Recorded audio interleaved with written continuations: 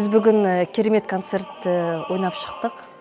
Негізі осы кеш Европада тұратын қазақ құрылтайы болған, отандастар қорымен ұйымдастырылған. Біз қазақ мәдениет орталығы болғандықтан Қорқыт Абай атындағы біз әрине осы отандастар қорына көмектестік, осы керемет концертті ұйымдастыруға. Негізі осы кешкі бағдарламада біздің қазақтың артистері Европаның түкпірлерінен келіп жатыр. Зальцбург, Рим, Париж, Вена қалаларын. Біздің музыканттар олар осы өзінің тұратын елдерінде үлкен деген баға алған. Филармонияда, операда және осы біздің Европаның консерваторияларында мұғалім болып жұмыс істейді. Осындай ұсыныс болғанда қазақтың құрылтайы болады. Париждің керемет, негізі осы біз отырған залымыз Париждің ең керемет, ең ескі тарихи камерлық концерт залы. Сондықтан біздің артистеріміз әрине осыны қазақтың құрылтайы болғандықтан барлық Европадан қазақтар жиналғанына өте қуанышты болып, осындай ұсынысты алып біздің артистер қуанышпен Парижге келген. Біз өзіміз музыкант болғандықтан өте сахнада бір әсер, өзі осындай рахат алдық. Өйткені басқа европалықтарға концерт ойнағанда бұл басқаша. Былай қазір біздің отандастарымызға ойнап жатырмыз, біздің қазақтарымызға ол басқа әсер. Сол үшін біз өте қуанышты болдық.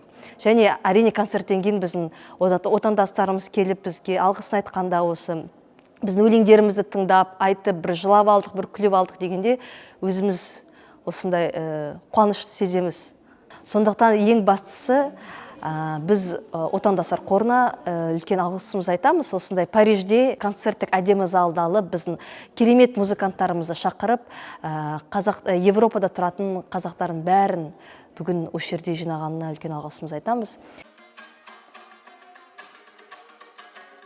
Европа қазақтарының құрылтайы өтіп жатыр. 2 күннен бері өте жоғары деңгейде өтті.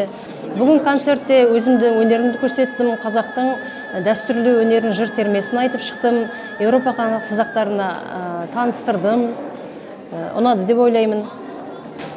Отандастар қауымына осындай ұйымдастырып жатқан бүкіл ұйымдарға үлкен рахметімді айтамын.